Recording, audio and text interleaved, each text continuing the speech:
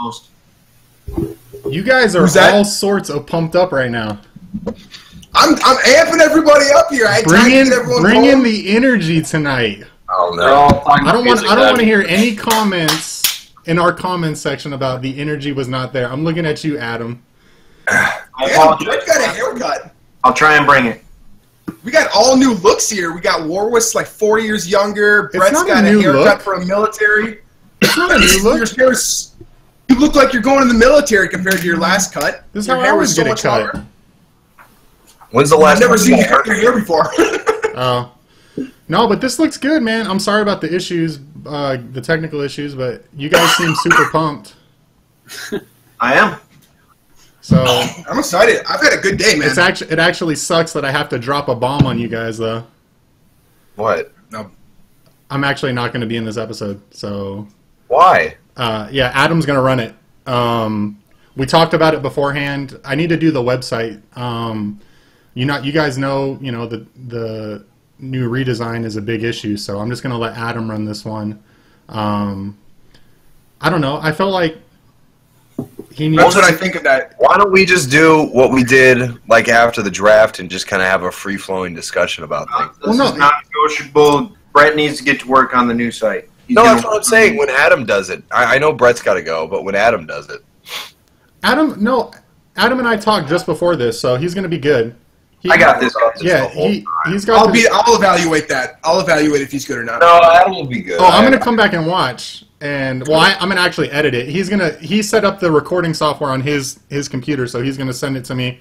But I'm going to let Adam, go ahead and get started, dude. Okay, Brett, go upgrade Vikings territory. Yeah, dude, it's going to look awesome. I'm excited. So, I'll see you guys. Bye, Brett. Have fun. Bye. Oh, shit. Okay, guys, welcome to the latest episode of the Vikings Territory Roundtable.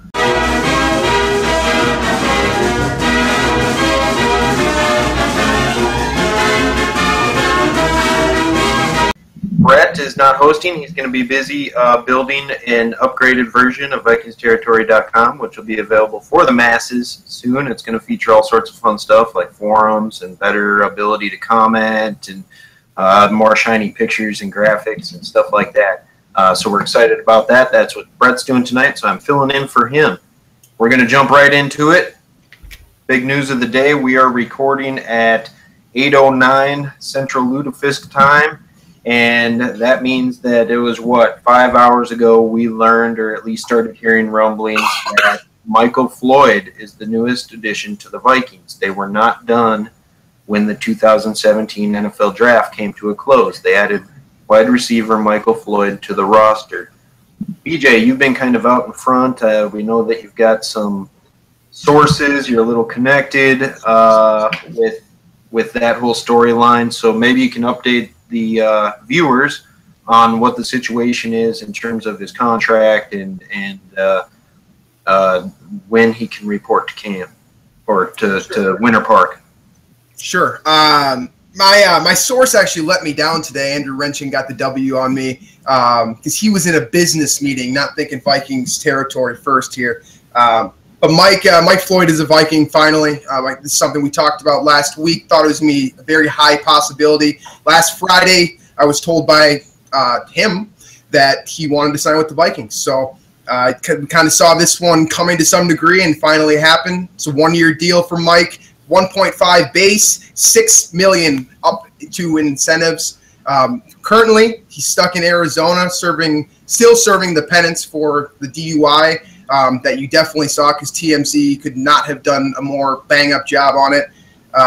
So he's on lockdown there up until training camp, so he's going to have to be doing work down there by himself, which he's actually working with 3 personal trainers and a couple of coaches and has been for a couple of months. So you should expect a highly motivated Michael Floyd. I'm very excited to have him in Minnesota. Okay, and I'll open this up to whoever might be most knowledgeable, but BJ alluded to the DUI situation in the coverage.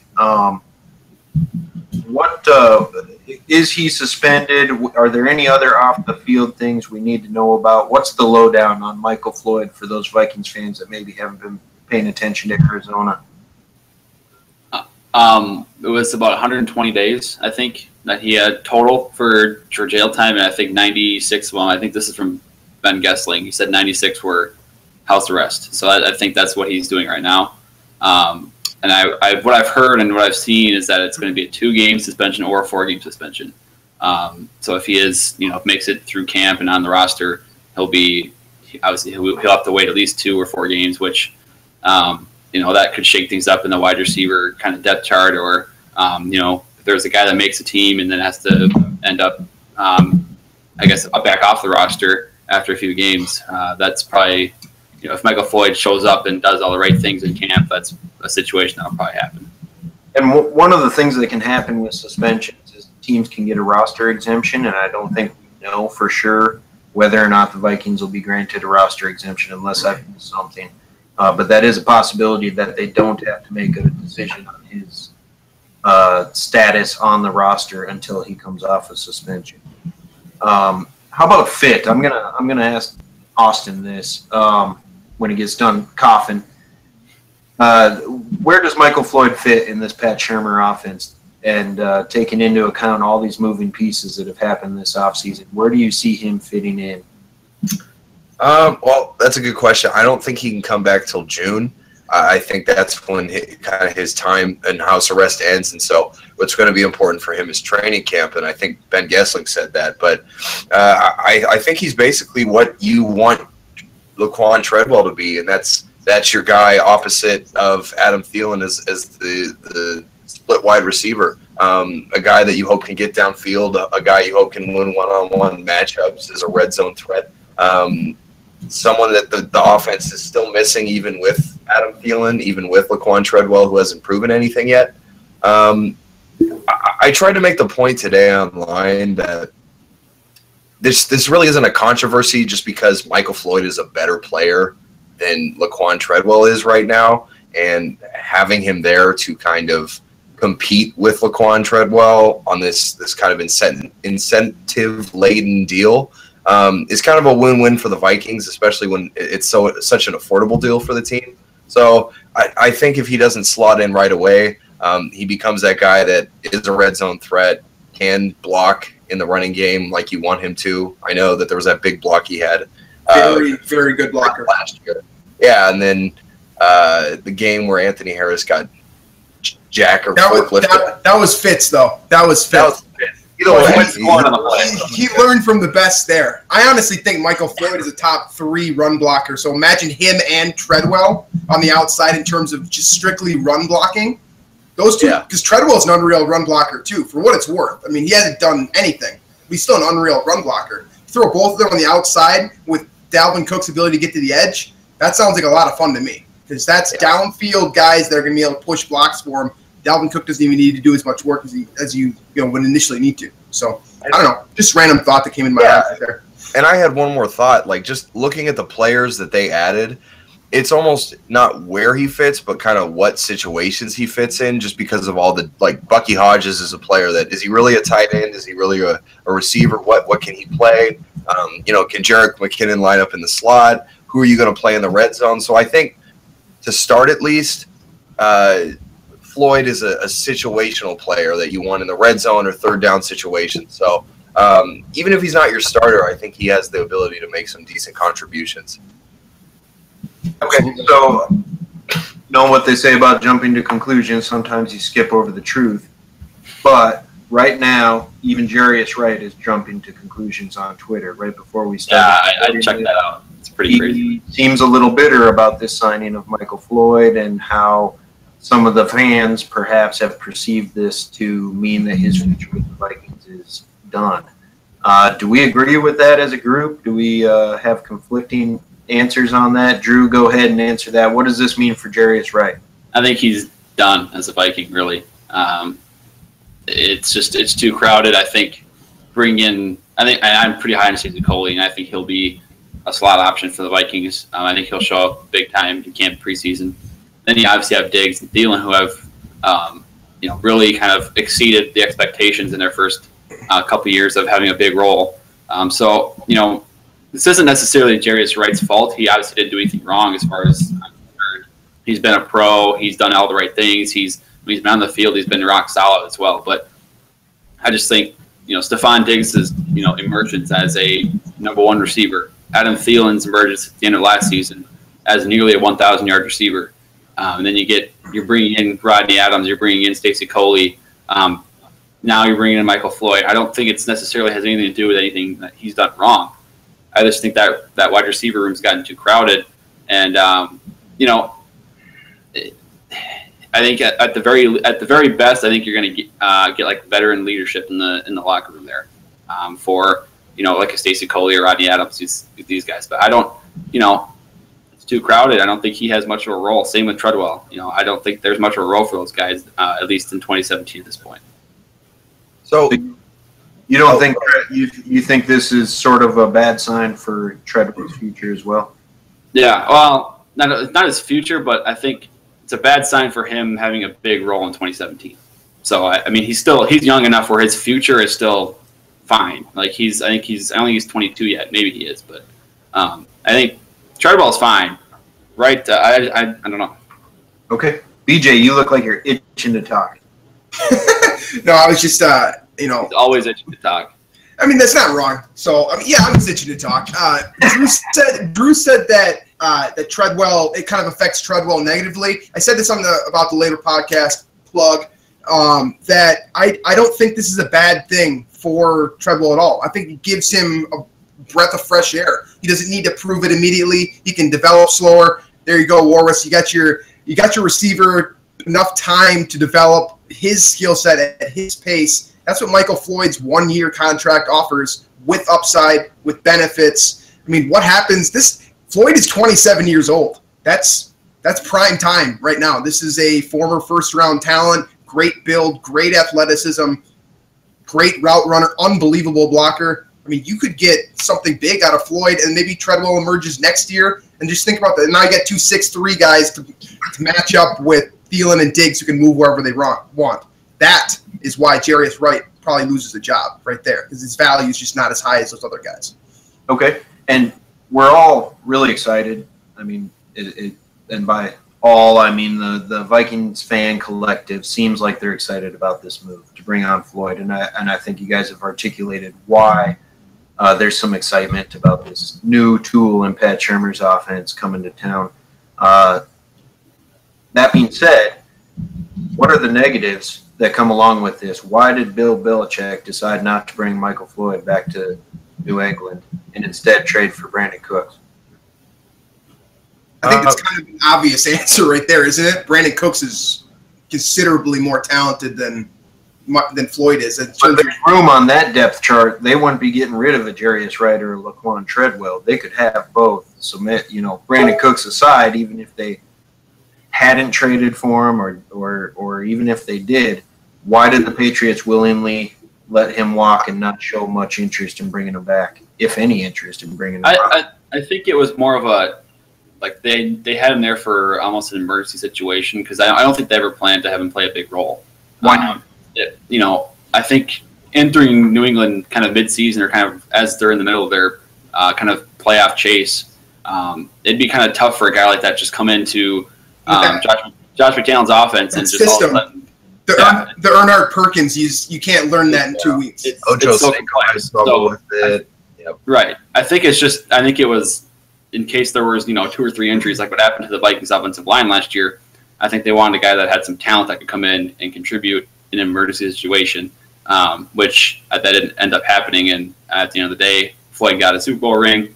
Now he can go back home. So yeah. Well, I think the biggest thing with him, at least what I noticed, and I talked to a couple people online today, is that his career catch rate is 53%. So of the targets he's had thrown his way, he's only caught 53%. And that's possibly not all on him.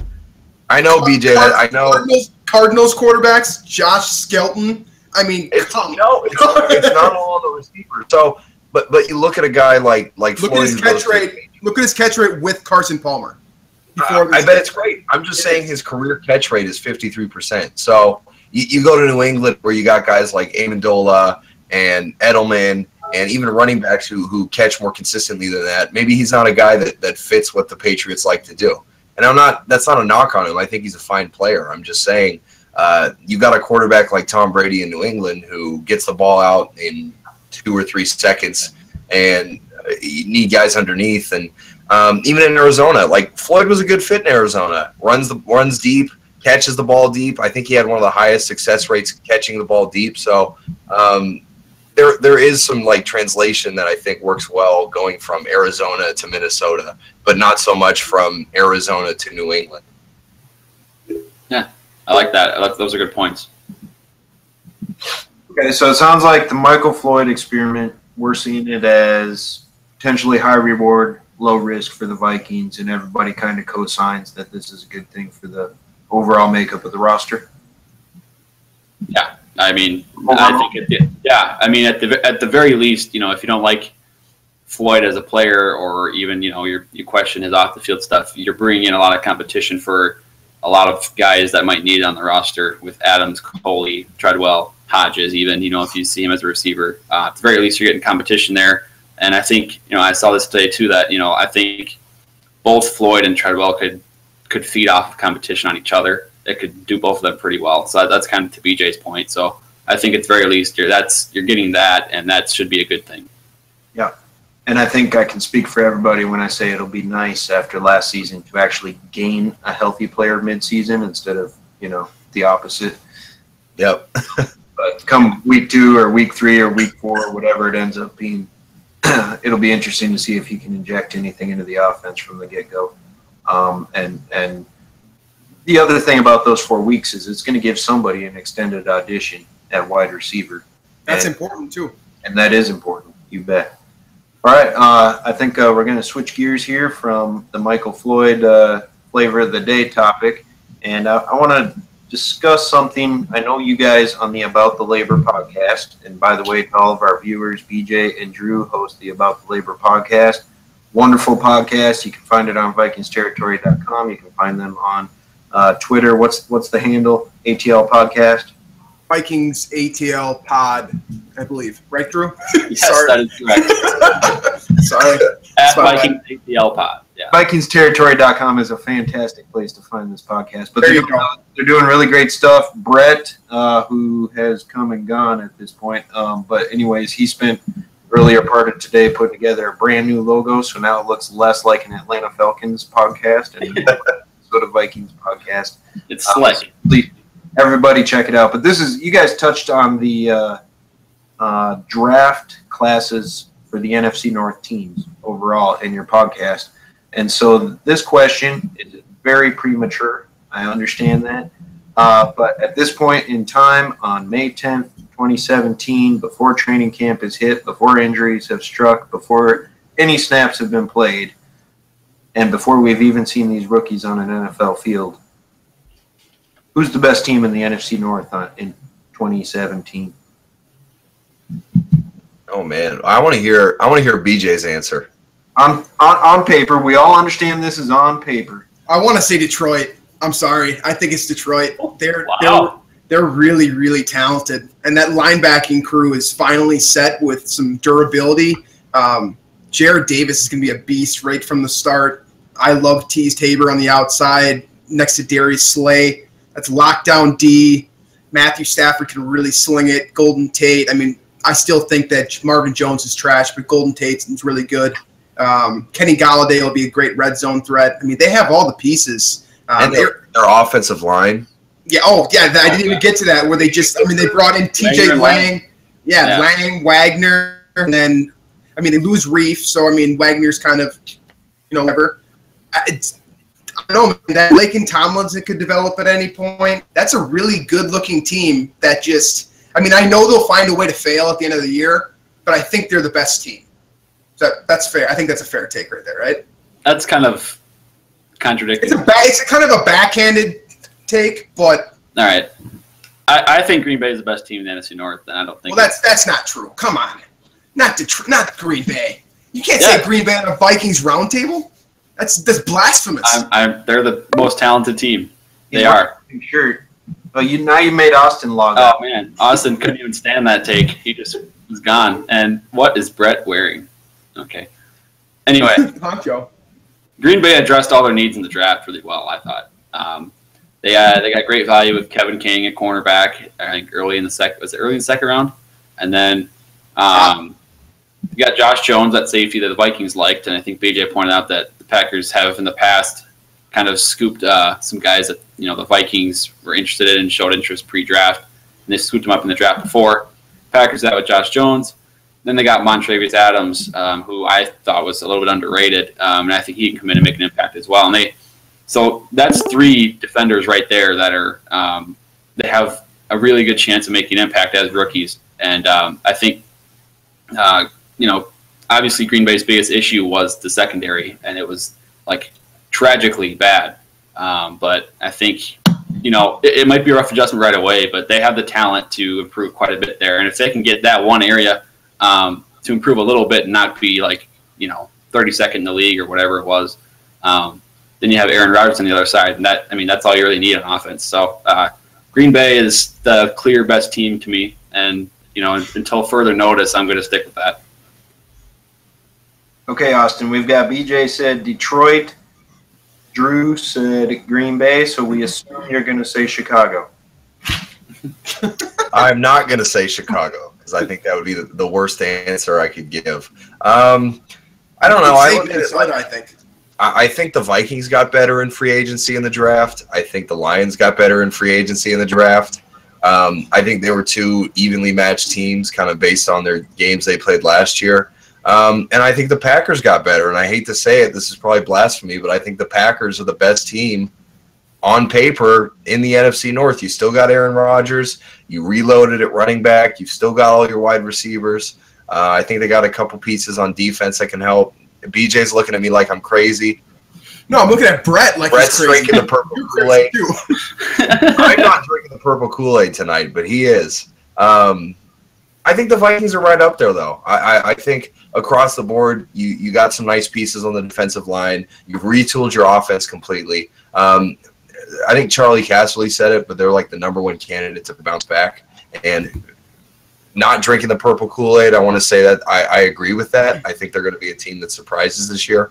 That's where I'm at. It's Packers, Vikings, Lions. I think you guys are right with what you're saying about the Packers. For what it's worth, I was kind of just giving you crap because it's the Packers. But Kevin King, I love that cornerback. He's going to be really, really good and really, really annoying. He can actually match up with Mike Floyd on the outside, by the way, which they didn't have any cornerbacks over like 6 feet until they got Kevin King. Josh Jones could be a monster next to Morgan Burnett. I don't know. I get what you guys are saying. I just don't want to believe it because I don't think that secondary is fixed all the way, and they still don't really have a good pass rusher. Clay Matthews is he's not good. If you think he's still good, I don't know what you're. I've always thought Clay Matthews was overrated, and he took steroids. So for sure, it's basically Mike Daniels. Mike Daniels is a wrecking ball. That guy's a stud. Kevin King will be good. Clinton Dix is good, and Morgan Burnett is dangerous. But the rest of that defense, their linebacking core sucks. Trash. It's exposable. I'm still worried about the cornerbacks, but they seem to kick the Vikings' butts every year, so I'm really not going to write them off. 17-14. 17-14. What's 17-14? Week 2 last year, Austin. Oh, yeah, but the game after when it mattered most, right? That wasn't great. Lambeau? No. 202 yards for Adam Thielen. Little mutiny, little Jordy Nelson explosion. It was bad. It was just a bad week. One thing that scares me about the Packers this year is they still have Aaron Rodgers, and let's face it, when he's in a groove, he's the best in the game. And I like Tom Brady more. I'll fight that one. Just keep going. Just keep going, because I'll fight Tom Brady to the end. I like Tom Brady more too. I like Aaron Rodgers is better than Tom Brady more than I like Aaron Rodgers. But when he's on fire, he's on fire. I mean, you're right, but I'm just saying, I'm Tom Brady forever. The part about that offense that scares me the most in this coming season is that they got rid of Eddie Lacy, and they have Ty Montgomery, who's a pass-catching back. They snagged one of my favorite prospects draft, Aaron Jones, who can catch the pass. Martellus Bennett, too. Aaron Jones. They got Jamal Williams, who's more of an in-between-the-tackles running back, but not really. He can catch the ball. They got all these weapons. Randall Cobb is coming back. He's going to be 2 years removed from that injury, if I remember right. We'll see. They don't even need him at this point, but they have just a plethora of guys that can take the ball from an Aaron Rodgers pinpoint pass when he's on and do some damage, and that offense is just chock full of talent. And even the NFL's best defenses are going to have their hands full every Sunday with that offense, as long as Aaron Rodgers is healthy. And I think another thing that scares me if I'm a Packers fan, didn't they lose their best guard to the Lions? Didn't TJ Lang jump ship? And Josh Sitton, 2 years gone. So you've got two guys at guard who I think are question marks, at least entering the season. So a team like the Vikings with a good pass rush, I think, has an opportunity again to screw with Aaron Rodgers like they did in Week 2 last year. Yeah, I mean, so we'll see. Green Bay's offensive line, and before the past year or two, has always been pretty bad, and Rodgers has dealt with it pretty well, I thought. So I'm not that concerned about Rodgers, but which is kind of backwards for me being a Viking supporter. But he's the best quarterback in the league, and as far as I'm concerned, that gives you a lot of weight as far as ranking, especially in the NFC North. So stop it. Stop the blasphemy. He's the best in the league. There's not even a doubt for me. Okay, so 5 rings, not good enough for you? Not that anybody asked. I think the Vikings are the best team in the NFC North. Good. Yeah, because that's not a bad take. Because I think they're the deepest team in the NFC North, and I know that's true to the nth degree last year. But if they can take that start to the season that they had last year and have that over the course of 16 games and then some, because they didn't get injured at every single turn. I mean, it got to the point where it felt like every quarter there was a new player going down. Yep. And we're seeing someone, that we'd never seen play football before come onto the field and try and now be a starter. And that's part of being a successful NFL team is next man up, but it got ridiculous last year. And I do think that they added depth this year. I think they added talent along the starting depth chart, especially at offensive line. I think they're set up to run the ball very well with the offensive line addition and the 2 running backs that they did. So I'm going to stick with my Vikings. It's not. I mean, I've been accused all day long because of my article of being a Vikings hater, and the sky's falling. That is not the case at all. I'm not whining about what they did this offseason. I think the Vikings got better, and I think they're the best team in the NFC North. And I look forward to them proving it, because that'll be fun, right, guys? Oh, yeah. No, I mean, I'm not trying to say that they're not going to win. They can't win the NFC North. I think it's fair to say that I need to see the Vikings prove it, especially offensively, before counting them the best team in the NFC North. But I will agree that they are the deepest team in the NFC North as far as, having a bunch of guys that can come in and like, at the very least, a rotational role and contribute and really have the Vikings not miss a beat, I guess. So I agree with that one for sure. Okay. How many games right now? Hey, real quick, how many games do the Vikings win this year? I've got them going for 10. I was going to say 10. 9. 10. 10. So we got 3 10s and a 9, and then some guy in the corner doing really weird stuff. All right. Next, on to the next one, boss. Yes, the final topic. So that take that optimism and then bring us back down to reality a little bit.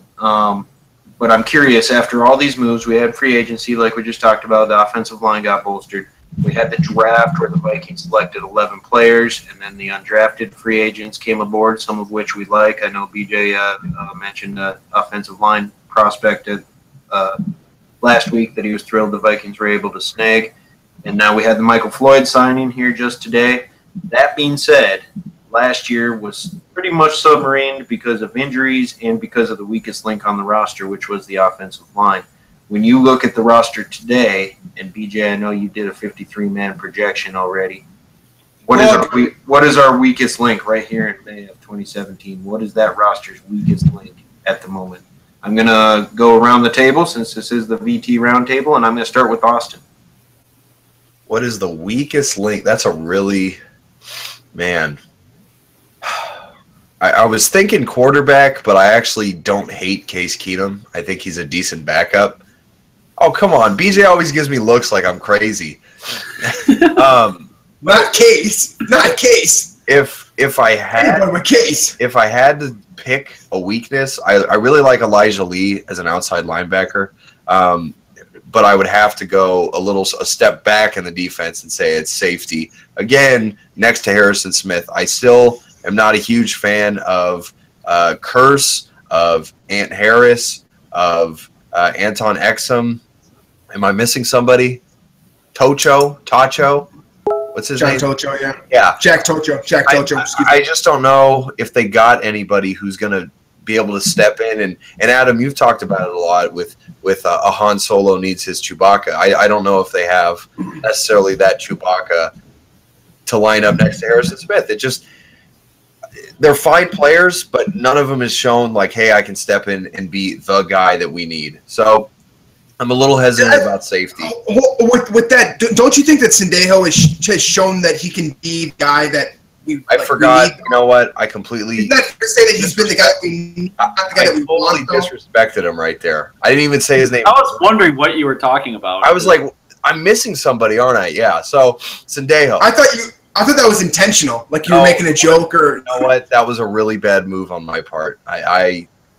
That was a fail. I still think you have a point with safety being weak, though. Like I think generally, as a whole, that's weak. the thing. Depth I is think weak. safety as a whole is weak. I don't think it's a great position for the Vikings outside of the top. Sendejo's fine. Harrison Smith is an all-pro. Outside of that, not a lot of depth and not a lot of guys I would trust. Remember when Curse went into the game against Chicago on Halloween? First play, and Jordan Howard runs for like 85 yards. That's the kind of only 50-plus yard carry that the Vikings allowed all season long. Was that 16-8-yard run for Howard? Yeah, and I think that's still the kind of drop-off that you get when you lose either Sendejo or Smith. So that's the biggest concern for me. Can I say special teams here? That was going to be my answer, so I say yes, you can. Okay, because I think the linebacking group is depth has improved. We don't know necessarily what we have in Gideon or Elijah Lee or Eric Wilson, by the way. Keep an eye on him for sure. But the depth has definitely improved. Level of talent overall at that position has improved. Defensive tackle with the Tone Jones and Bill Johnson did a nice job upgrading 3 technique for sure.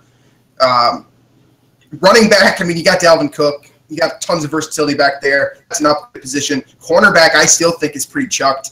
I mean, I think special teams is the biggest issue. Kai Forbath was unreal last season. I still don't think he's that great of a kicker. Sorry. And his name's still Kai Forbath. So, I mean, Ryan Quigley, I don't know what you're going to get out of him as a punter. And I really care about my punters. Like, I write articles hating on punters. So I don't know what you're going to get from him or Simak, who I actually never heard of before, to be quite honest.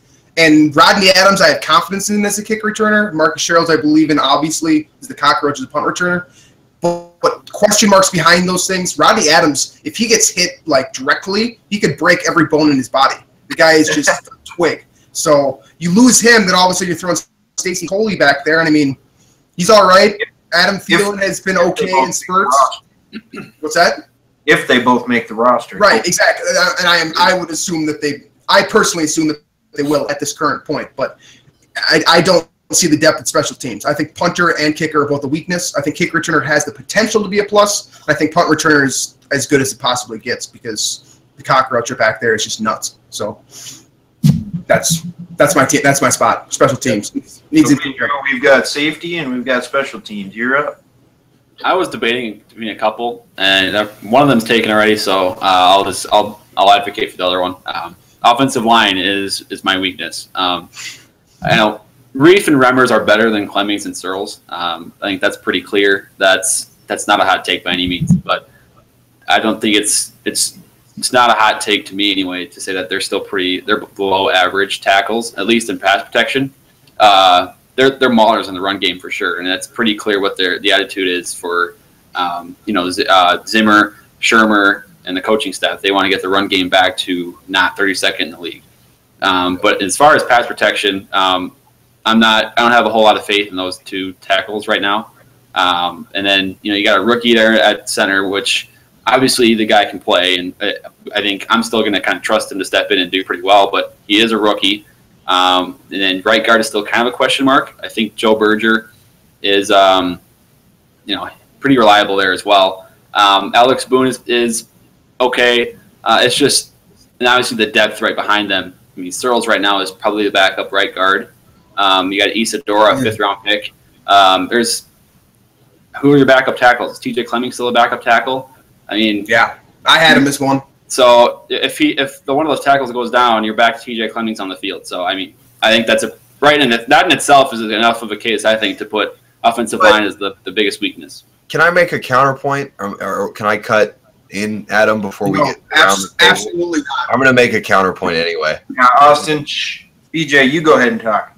No, go ahead. I'm going to go rogue and talk. My thing is, how many teams can we look at and say, oh, I like their backup tackle, or oh yeah, their backup tackle is going to be good? I don't think a lot of teams we could say that. At least with a guy like I'm not on the Clemmings team. Tackles aren't TJ Clemmings. I can't. Drew has a fair point, but I think Austin's on the money here because I can't. Oh yeah, that's a good point. But I'm not looking at any team and saying, oh yeah, I trust that. Maybe Cleveland. I think Cleveland has some pretty good offensive tackles there for sure. No, they do, but I think they prove you're wrong. Cleveland Browns prove your point wrong. Okay, fair, fine. Someone probably proved the point wrong. The worst team in the league. At least with TJ Clemmings, you've got a guy who's started almost 2 full seasons. So it's not like you're throwing a rookie in there, right? And you'd rather you start the season with a guy like that behind somebody. I want to see him at guard. I want to see TJ at guard. And they talked about that early on. I think he doesn't need another position. He doesn't need another position to play. Guys, he can't move his feet. That's his problem. He can't move his feet, so move him to guard where he doesn't need to move Mike Harris. They got to follow the Mike Harris model and move him inside. But the Charlie Johnson rule. Remember Charlie Johnson? The cue ball who was a sufficient guard, but just like awful left tackle, like one of the worst I've ever seen. Like awful, but he was very solid at guard. I want to see TJ at guard. I'm claiming that TJ should play guard for sure. But Drew's right; he doesn't need another position, but he makes more sense, I think, at guard. Okay, well, that's my point. I think they've gotten better, and I think having depth with guys who may suck is better than not having depth at all. Like, I'm not saying they didn't get better. They improved. I think they were so bad last year that the way they improved, it still makes it the worst unit. And then I think also it goes back to Adam's point. This team's pretty deep, so I think offensive line is still the weakest. I think he's probably right. I think Drew's probably right here. I know I'm right. Okay, fair. Unless Warwas is something really good here to break in. Well, when I look back at 2017, I mean, we talk about prospects that maybe have come out of tumultuous situations in college, and we say, oh, they've had 3 offensive coordinators in 3 years, and a lot of times that can matter. But when you look at the 2017 Vikings, their rookie class, they had 3 offensive coordinators within like 7 months, 8 months. Right. From the end of their college season to when Pat Sherman took over and Norv Turner kind of squeaked some playing time in there. Yep. Sam Bradford had 3 offensive coordinators in like 8 weeks. That is something the fans don't see because it's not something you can see on your screen. Yep. But I do think that the offense is probably more talented than what we saw last year. And I think that includes perhaps guys like TJ Clemmings, that each and every one of them, because of that fact, because of what happened in Minnesota last year, deserves a little bit of benefit of the doubt and deserves at least this coming training camp to prove that they're better than what they showed on film last year. And I think some of them will. Some of them will fail every year. But I do think there's going to be some surprises, especially on the offensive side of the ball. There's going to be some players that surprise us because they weren't as well equipped to deal with everything that was thrown at them last year. That's fair. You're on 3rd string, and you just met Pat Shermer, and he was the tight ends coach. You never talked to him. Hey, you're our starting left tackle, like that. Right. I mean, I think too. I mean, the fact that it's Rashad Hill though. From Norv, it's so much different from Norv too. That's like it's best of, or I guess maybe worst of both worlds. I don't know, but so what does this say about Rashad Hill then? This guy had 3 or 4 offensive coordinators because he was in Jacksonville. Comes up, gets he doesn't even plan on playing a single snap all year, and he plays about 40 of them at the highest level Vikings tackles have seen in about 5 years. What does it say about Rashad Hill? Maybe he should be in the conversation to start over Remmers. Honestly, I think what it means. Why not? Why shouldn't he be? I'll tell you exactly what it means. I'm not going to say he should be starting over Remmers or Reif, but it means he's someone we should absolutely be paying very close attention to come July. Right. Yeah. I forgot about him, honestly. Exactly. And I think a lot of people have. Incredibly small. One game. And he might play the vacuum against the Bears. Better at dealing with it. Leonard Floyd is a tough one-on-one. That's no joke. To just show up and just break Leonard Floyd's back for 45 snaps, that was impressive stuff. I don't care how you bend it. That's impressive stuff from Rashad Hill. He deserves to be in the ideal of what the competition is going to look like at left tackle or right tackle, no matter which way you look at it. This guy earned a spot to compete for a job. He played unbelievably, guys. That was an outstanding performance, period. And people will discount him because he was available on waiver wires. Or right, exactly. Whatever the situation was, I can't remember. But we got to remember, we've been on the flip side of that coin before, and I brought it up on the Roundtable back in episode 1, I think. But, we let Donald Penn go. He hit the practice squad, and then he left Minnesota rookie year. Sometimes it takes a while for somebody to realize that this player is a good fit for them. And who knows? Maybe we won the lottery with Rashad Hill. Who knows? But we're not going to know until he plays, and he's probably not going to play a whole lot except for in Mankato in July and August and in the preseason. So he is definitely someone to keep a very close eye on in an offense that could certainly use some talent and depth on offensive line, regardless of the position. No, I agree with you, BJ. That's a good name to I just think we need to keep his name in the conversation. I feel like he gets bogged down too much because he played Week 17 with a lot of Vikings fans were tuned out for a month at that point. People don't even remember. People don't watch offensive line play. They just kind of have a general idea of how the Vikings performed. But that's 45 snaps, man. That outstanding stuff overall. So I mean, I want to continue to bring his name up so we remember, come June, come July, when the battles start, that he's getting ample time from this website and from Vikings Twitter and whoever else is talking, because he deserves it. He earned it. It's a very good point. All right, guys.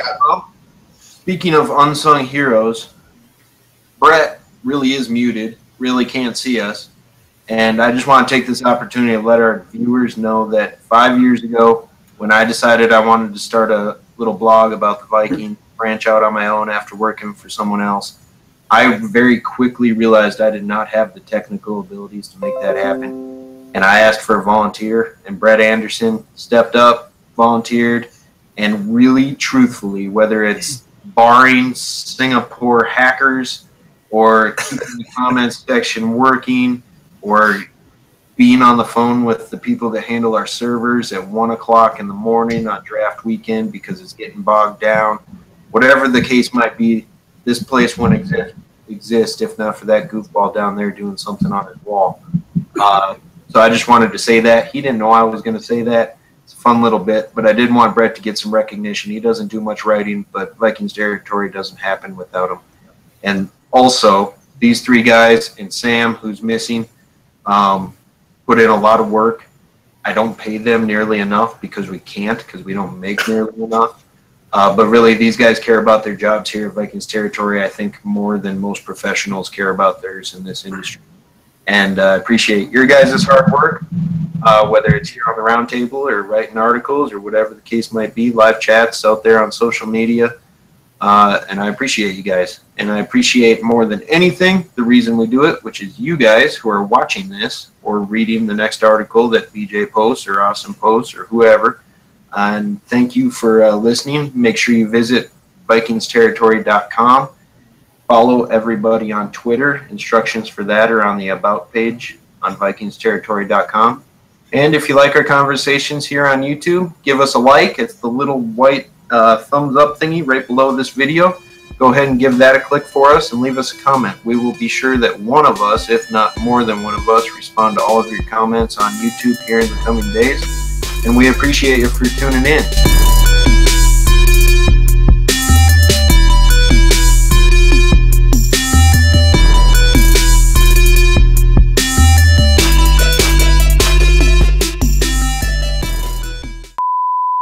Brett, how'd it go?